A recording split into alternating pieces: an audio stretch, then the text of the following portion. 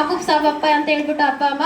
Okay, ಅಪ್ಪನು ಕೂಡ ಈ ಒಂದು ಮ್ಯಾಟ್ ನ ತಗೊಂಡು ಹೋಗಿದ್ದಾರೆ. ಓಕೆ, ಒಂದು ಟೈಮ್ ಮಾಡುವಾಗ ಎಷ್ಟೊಂದು ಬೆನಿಫಿಟ್ ಅಪ್ಪನಿಗೆ ಸಿಕ್ತು. ಓಕೆ, ಇವಾಗ 2 ಟೈಮ್ ಮನೆಯಲ್ಲಿ ರೆಗ್ಯುಲರ್ ಆಗಿ ಯೂಸ್ ಮಾಡ್ತಾ ಇದ್ದಾರೆ. ಓಕೆ, ಅಪ್ಪನಲ್ಲಿ ಇವಾಗ ಅಂದ್ರೆ ಏನೇನೆಲ್ಲ ಚೇಂಜಸ್ ಆಗಿದೆ ಅಂತ ಅಪ್ಪ ಹೇಳ್ತಾರೆ. ಎಲ್ಲರೂ ಕೂಡ ಸೈಲೆಂಟ್ ಆಗಿ ಕುತ್ಕೊಂಡು ಕೇಳಿಸ್ಕೊಳ್ಳಿ. ನಿಮಗೆ ನರದ ಪ್ರಾಬ್ಲಮ್ ಇತ್ತಮ್ಮ.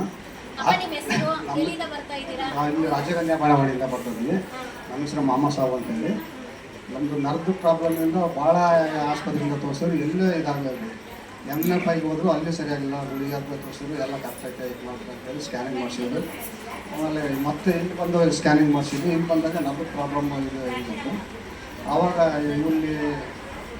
ಇಲ್ಲಿ ಏನು ಮಾಡ್ತಾರೆ, ಇದು ನರದ ಪ್ರಾಬ್ಲಮ್, ಏನೇ ಆಪ್ರೇಷನ್ ಮಾಡಿದ್ರೆ ನೀವು ಓಡಾಡೋಕ್ಕಾಗ್ತಾಯಿಲ್ಲ, ಆಪ್ರೇಷನ್ ಮಾಡಿ ಗುಳಿಗೆ ಇಂಜೆಕ್ಷನಿಂದ ತಗೊಳ್ಳಿ, ನಿಮ್ಮ ಕೈಲಿ ಕೆಲಸ ಮಾಡೋಕ್ಕಾಗಲ್ಲ, ನೀವು ಆರಾಮಾಗಿರ್ಬೋದು ಅಂತ ಹೇಳಿದ್ರು.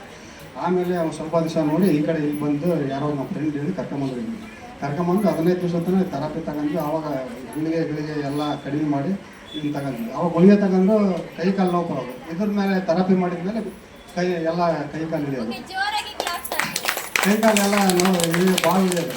ಆಮೇಲೆ ಇದೇ ಕರೆಕ್ಟಲ್ಲ ಅಂತೇಳಿ ಇಲ್ಲೇ ಬಂದು ಮಾಡೋಕತ್ತಿದ್ವಿ. 1 ತಿಂಗಳು ಮಾಡಿದ್ವಿ, ಆರಾಮಾಗಿಲ್ಲ. ಕೊಡಪಾನ ಗಿಡಪಾನ ಎತ್ತೋದು ಕೆಲಸ ಮಾಡೋದು ಎಲ್ಲ ಫ್ರೀ ಆಗಿಬಿಡ್ತು. ಕೆಲಸ ಮಾಡೋಕ್ಕಾಗ್ತಾರೆ, ಒಂದು ಕೊಡಪಾನ ಎತ್ತಕ್ಕಾಗ್ತಲ್ಲ. ಅವ್ರು ಜೀವನನೇ ಇದಾದ್ರಿ. ಆಪರೇಷನ್ ಮಾಡಿದ್ರೆ ನಿಮ್ಮ ಕೈಲಿ ಏನು ಮಾಡೋಕ್ಕಾಗಲ್ಲ, ಆಪರೇಷನ್ ಮಾಡ್ತಾರೆ, ಹೋಗಂಗಿಲ್ಲ ಅಂತ ಹೇಳಿದ್ರು ಡಾಕ್ಟ್ರು. ಅದರಿಂದ ಇಲ್ಲಿ ಬಂದ್ವಿ. ಇಲ್ಲಿ ಬಂದಮೇಲೆ ಅಲ್ಲಿ ನೀರು ಪಾರ ತುಂಬೋದು, ಓಡಾಡೋದು, ಮೆಟ್ಲ ಮೇಲೆ ಇಡೋದು ಎಲ್ಲ ಮಾತ್ರ ಫ್ರೀ ಆಯ್ತು. ಅವಾಗ ಒಂದು 2 ದಿವಸ ಕೆಲಸಕ್ಕೆ ಹೋಗಿ ನೋಡಿದ್ವಿ. ಸ್ವಲ್ಪ ಸುಸ್ತಾಗೋದು, ಒಂದು 6 ದಿನ ನೋಡಿದ್ವಿ. ಆಮೇಲೆ ಥೆರಪಿ ಮಾಡ್ಕೊಂತ ಇದು ಮಾಡಿದ್ವಿ. ಬಂದು ಮೇಡಮರಿಗೆ ಹೇಳಿದ್ರು, ಮೇಡಮರೇ ನಾವು ಕೆಲಸಕ್ಕೆ ಹೋಗ್ಬೇಕು, ಸಾಲಾಗಿ ಇದು ಮಾಡ್ಕೊಂಡಿದ್ದೀವಿ, ಇದು ತಗೊಂಡೋಗಿ ಇದು ಮಾಡಬೇಕು, ನಮ್ಮ ಹತ್ರ ದುಡ್ಡಿಲ್ಲ, ಏನು ಮಾಡೋಕ್ಕಮ್ಮ ಅಂತ ಇವರು ಇನ್ನೊಬ್ಬರು ಮೇಡಮ್ ಅವರು ಹೇಳಿದ್ರು. ಲೋನ್ ಮಾಡಿಸ್ಕೊಳ್ರಿ, ನಿಮ್ಮ ಕೈಲಿ ಎಷ್ಟಾಗತ್ತೆ ಅಷ್ಟು ಕೊಟ್ಟು ಅಂತ ಹೇಳಿದ್ರು.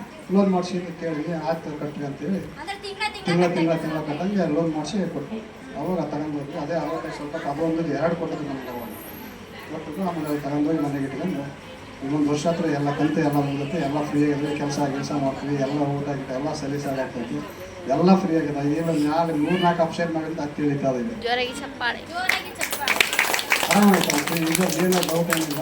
ಸ್ವಲ್ಪ ಸುಸ್ತಾತಪ್ಪ ಅಂದ್ರೆ ಒಂದು ಅರ್ಧ ಗಂಟೆ ಮಾಡ್ಕೊಂಡ್ಬಿಟ್ರೆ ಎಲ್ಲ ಫ್ರೀ ಆಗಿ ಹೋಗ್ತದೆ. ಕೆಲಸ ಮಾಡ್ಕೊಂಡು ಒಂದು ಅರ್ಧ ಗಂಟೆ ಮಾಡ್ಕೊಂಡ್ರೆ ಫ್ರೀ ಆಗಿ ಹೋಗ್ತದೆ.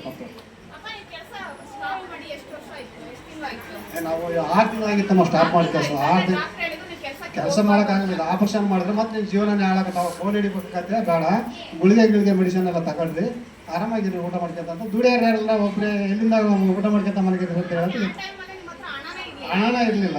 ಅವರೇ ಇವರೇ ಮೇಡಮ್ ಅವರು ಹೇಳಿ ಲೋನ್ ಮಾಡಿಸ್ರಿ ಕೊಡ್ತಾರೆ ಅಂತ ಹೇಳಿ ಇವರೇ ಪಾಪ ಭಾಳ ಸಹಾಯ ಮಾಡಿ ಹೇಳಿದ್ರು. ಏನು ಹೋಗ್ತದ ಮಾಡಿ ನೀವು ಒಂದು 6,000 ರೂಪಾಯಿ ದುಡಿದೀವಿ.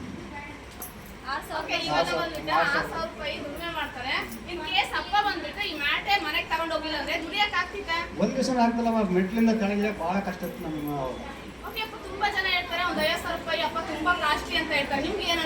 $1 ಲಕ್ಷ ಗಟ್ಟಲೆ ಖರ್ಚು ಮಾಡಿ ನಾನು ಏನು ಮಾಡೋಕ್ಕಾಗಲಿಲ್ಲ. ಡಾಕ್ಟ್ರೇ ಹೇಳಿದ್ರು, ಇಲ್ಲ ಕೆಲಸ ಮಾಡೋಕ್ಕಾಗಲ್ಲ, ನಿಮ್ಮ ಕೈಲಿ ನರದ ಪ್ರಾಬ್ಲಮ್ ಐತೆ, ಅದರಿಂದ ಆಪ್ರೇಷನ್ ಮಾಡ್ಬೋದು, ಆಪ್ರೇಷನ್ ಮಾಡಿದ್ರೆ ನಿಮ್ಮ ಜೀವನನೇ ಹಾಳಾಗತ್ತೆ, ಯಾರು ಮಾಡ್ಕೊಂತೀಯ ಅಂದರು. ಮನೆ ಊಟ ಮಾಡ್ಕೊಂಡು ಇರೋ ವಸ್ತಿನ ಇರೋ ಅಂತ ಹೇಳಿದ್ರು. ದುಡಿಯೋರು ಯಾರಲ್ಲ, ಮಕ್ಕಳು ನೋಡಿದ್ರೆ ದುಡಿಮೆ ಕೊಡಂಗಿಲ್ಲ, ಸಾಲ ಮಾಡಿದ್ರೆ ಅವ್ರಿಗೆಲ್ಲ ಮದುವೆ ಮಾಡಿ ಏನು ಮಾಡ್ಬೇಕು ರೀ? ಆ ಉದ್ದೇಶಕ್ಕೆ ನಮ್ಮ ಫ್ರೆಂಡ್ ಒಬ್ಬಂದು ಹೇಳಿ ಕರ್ಕೊಂಡು ಹೋದ, ಇಲ್ಲಿ ಬರ್ರಿ ಫ್ರೀ ಆಗತ್ತೆ ನಿಮಗೆ ಅಂತ ಹೇಳಿದ್ರು. ಆಮೇಲೆ ಇವರು ಸ್ವಲ್ಪ ಧೈರ್ಯ ಕೊಟ್ಟರು. ಯಾವಾಗ 1 ತಿಂಗಳು ಮಾಡಿದ್ರೆ ನನಗೂ ಫ್ರೀ ಕಾಣುತ್ತೆ.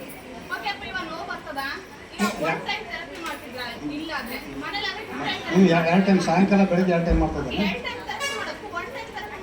ಭಾಳ ಡಿಫ್ರೆನ್ಸ್ ಐತಮ್ಮ. ಅದು ರಾತ್ರಿ ಮನೆಗಿರ್ತದೆ, ಮೈಯೆಲ್ಲ ನೋವಾಗಿರ್ತದೆ, ಮತ್ತು ಬೆಳಿಗ್ಗೆ ಮಾಡ್ಕೊಳ್ಳ ಫ್ರೀ ಆಗಿಬಿಡುತ್ತೆ.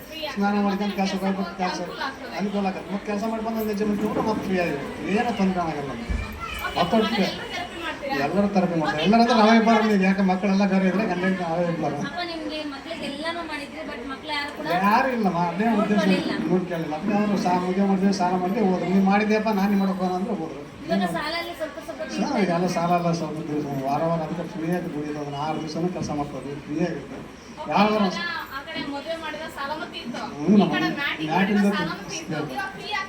ಫ್ರೀ ಆಗ್ತದೆ. ಪರಿಸ್ಥಿತಿ ಏನಾದ್ರು ದೇವ್ರಿಗೆ ಗೊತ್ತಾ, ಅದು ಯಾವ ದೇವರು ಏನೋ ಕರ್ಕೊಂಬಂದು ನನಗೆ ಇದ್ರ ಗೊತ್ತದ್ದೇ ಅಲ್ಲ, ಬಗ್ಗೆ ನೋಡೇ ಇದ್ದಲ್ಲ. ನಮ್ಮ ಫ್ರೆಂಡ್ ಒಬ್ಬರು ಹೇಳಿ ಕರ್ಕೊಂಬಂದಿದ್ದೀವಿ. ಕರ್ಕೊಂಬಂದು ಆಮೇಲೆ ಅವಾಗ ಅಲಕ್ಷ್ಯ ಮಾಡಿದೆ. ಇದಕ್ಕೆ ಮಕ್ಕನದಕ್ಕೆಲ್ಲ ಎಲ್ಲ ಕಾಯಿ ಪಾಡಕತ್ತಾನೆ, ಎಂಥ ಸುಳ್ಳ ಮಕ್ಕಳು ನಿಂಗೆ ಅಂತ ಸುಳ್ಳಲ್ಲ, ಮಕ್ಕನದಕ್ಕೆಲ್ಲ ಕಾಯಿಲೆ ವಾಸಿ ಆಗತ್ತೀನೋ ಅಂದೆ. ಆಮೇಲೆ ಮಾಡ್ತಾ ನನಗೆ ಗೊತ್ತಾಗ್ತದೆ.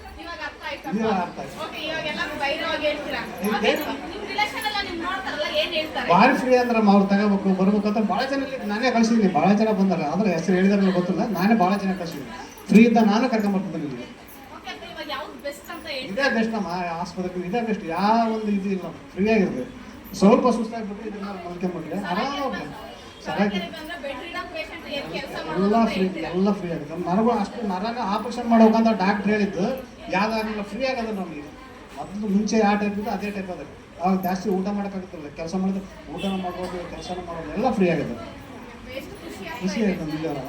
ಏನೋ ಸ್ವಲ್ಪ ಸುಸ್ತಾಗತ್ತೆ ಕೆಲಸ ಮಾಡ್ಬೋದು ಅಂದ್ಮೇಲೆ ಅದು ಯಾವಾಗ ಹೇಳ್ದೆ ಅಲ್ಲಪ್ಪ ವಯಸ್ಸಂದ್ರೆ ಹುಡುಗಿದ್ದಂಗೆ ಇರ್ಬೇಕು, ನಮ್ಗೆ ಸಾಕಾಗತ್ತೆ, ನಮಗೆ ಸಾಕಾಗತ್ತೆ, ನಿಮಗೆ ಸಾಕಾಗತ್ತೆ ಅಂದ್ರೆ ಫ್ರೀ ಆಗತ್ತೆ. ನಾವು ಅದೇನಿಲ್ಲ, ಓಕೆ ಅಪ್ಪ, ಮದ ಸ್ಪೆಷಲ್ ಅಲ್ಲಿ 2 ಟೈಮ್ ಥೆರಪಿ ಮಾಡ್ತಿದ್ರಲ್ವಾ, ಅದು ಹೇಗೆ ಅನಿಸ್ತಾಯ್ತು? ಭಾಳ ಚೆನ್ನಾಗತ್ತಮ್ಮ.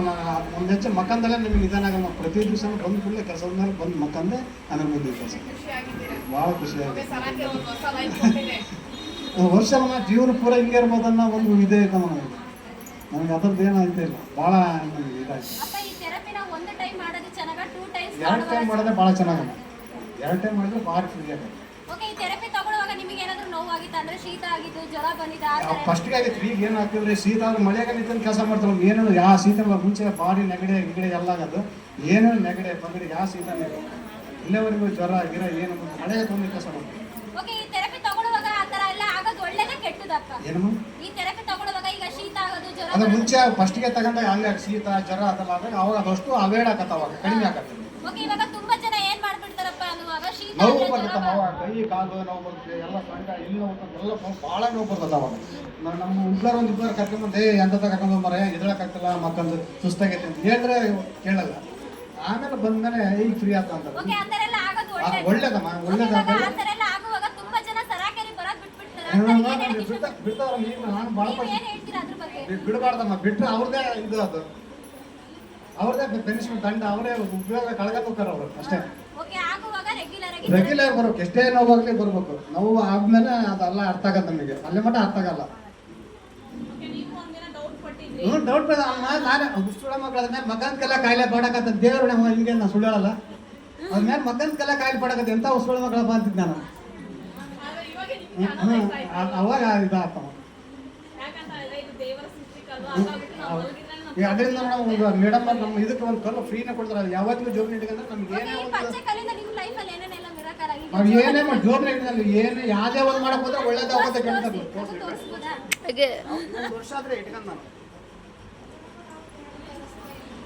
ನೋಡ್ರಿ ಈ ಥರ ಇಟ್ಕೊಂಡು ಯಾವಾಗ ನಾವು ತರಗತಿ ಹೋಗ್ತಿದ್ದೆ, ತರಗತಿಗೆ ಇಟ್ಟು ನಾವು ಇದು ಮಾಡಿ ಜೋರಾಗಿ ನಮ್ದಿಂದ ಏನಿಲ್ಲ ಜೋಬ್ನಾಗ ಇಟ್ಕೊಂಡು ಓಕೆ, ಈ ಪಚ್ಚೆ ಕಲ್ಲು ಇಟ್ಕೊಂಡಾದ್ಮೇಲೆ ನಿಮ್ಮ ಲೈಫಲ್ಲಿ ಏನೇನೆಲ್ಲ ಚೇಂಜಸ್ ಆಗಿದೆ? ಏನಂದ್ರೆ ಯಾವುದೇ ಏನು ಮಾಟ ಆಗಲಿ ಮಂತ್ರ ಆಗಲಿ ಏನಾದ್ರು ದಾಟಿದ್ದೆ ಆಗಲಿ ಒಂದು ಯಾವುದೋ ಇದು ಕಾಣ್ತಲ್ಲ. ಆಮೇಲೆ ಏನೇ ಮಾಡಕ್ ಹೋದ್ರು ಒಂದು ನಮ್ಮನೆ ಇದು ಆದಂಗೆ ಸಕ್ಸಸ್. ಏನು ಮಾಡಕ್ ಹೋಗ್ರೆ ಇದು ಆಗಲ್ಲ ಬಿಡ, ಇವತ್ತು ಚಾತ್ ಬಗ್ಗೆ ಅಂತಾರಲ್ಲ ಅದು ಅದೇ ಆಗಲ್ಲ. ಜೋರಾಗಿ ಕ್ಲಾಪ್ಸ್ ಹಾಕಿ. ಅಷ್ಟೇ ಉದ್ದೇಶ ಏನಲ್ಲ. ವರ್ಷದ ಮೇಲೆ ಆಯ್ತಮ್ಮ. ಅದು ಹೇಳಿದ್ನಮ್ಮ, ಈ 3% ಸಾಲನ ತೀರಿಸಿದ್ದೀನಿ. ವಾರ 6,000 ರೂಪಾಯಿ ದುಡ್ಡು ಅಂದ್ರೆ ಹೆಂಗೆ ಆಗ್ಬೇಕಮ್ಮ? ಥೆರಪಿ ಮಾಡೋದ್ರಿಂದ ನಿಜವಾಗ್ಲೂ ಬಡವರು ಕೂಡ ಶ್ರೀಮಂತರಾಗ್ಬೋದಾ? ಅಲ್ಲ ಏನೋ ಅವನ ಇಚ್ಛೆ ಹೇಳಕ್ಕಾಗಲ್ಲ, ಅವ್ರವ್ರ ಇದ್ರ ಮೇಲೆ. ಯಾಕಂತ ಹೇಳಿದ್ರೆ ಇವಾಗ ಮುಂಚೆ ಎಲ್ಲ ನಿಮ್ಗೆ ದುಡಿಯಕ್ ಆಗ್ತಾ ಇರ್ಲಿಲ್ಲ.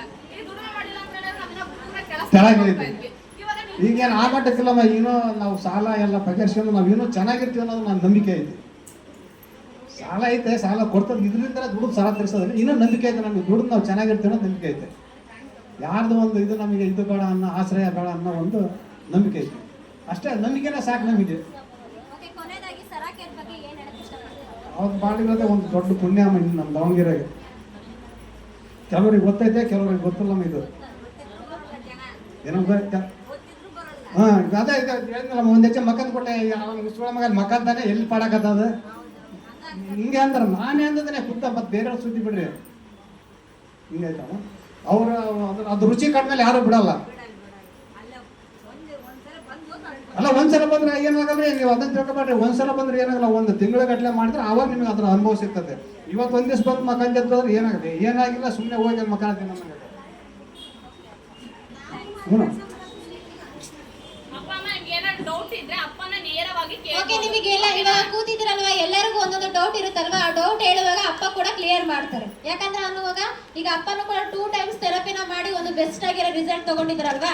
ನಾವು ಒಂದು 4 ಜನದ ಮಾತನ್ನ ಕೇಳ್ಬಿಟ್ಟು ಏನ್ ಮಾಡ್ತೀವಿ, ಸರಾಕೆರಿ ಬರೋದನ್ನ ಮಾಡ್ತೀವಿ. ಓಕೆ, ಇಂಥವ್ರ ಮಾತು ನಾವು ಕೇಳ್ತೀವಾ? ಕೇಳಲ್ಲ. ಯಾಕೆ ಹೇಳಿ? ಇವರೆಲ್ಲ ಸುಳ್ಳು ಹೇಳ್ತಾರಲ್ಲ ಅದಕ್ಕೆ. ಅವರೆಲ್ಲ ನಿಜ ಹೇಳ್ತಾರೆ. ಅಲ್ಲ, ನಮಗೇನು ಲಾಭ ಐತಲ್ಲ, ಸುಳ್ಳು ಹೇಳಕ್ಕೆ ಲಾಭ ಏನೈತೆ ಹೇಳ್ರಿ? ನಾವು ನಿಮ್ಮಂಗೆ ನಾವು ಬಂದು ಇಲ್ಲಿ ಮಾಡೋದಕ್ಕೆ ನಾವು ಒಳ್ಳೇದಾಗಿದೆ ಇಲ್ಲಿ ಕೆಟ್ಟದಾರೆ ಅಲ್ಲೇ ಕಾಗಿ ಬರ್ತೀವಿ ಬಿಡಮ್ಮ ಅಂತ ಹೇಳ್ತಿದ್ವಿ. ನಾನು ಇಲ್ಲಿ ಬರ್ತಲ್ಲ, ಈ ವರ್ಷ ಅಂತ ಬಂದು ನಮ್ಮ ಮನೆ ಮ್ಯಾಟ್ ಇಲ್ಲಿ ಬರ್ತದೆ. ನಾವು ಯಾಕೆ ಹೋಗ್ಬೇಕು ಹೇಳ್ರಿ? ಅಲ್ಲ, ಅದೇ ನಮ್ಗೆ ಅದು ಒಂದು ಸಂತೋಷ. ನಮಗೆ ಫ್ರೀ ಆದಾಗ ಯಾವತ್ತಿಗೂ ಬರ್ತೀನಿ ನಾನು.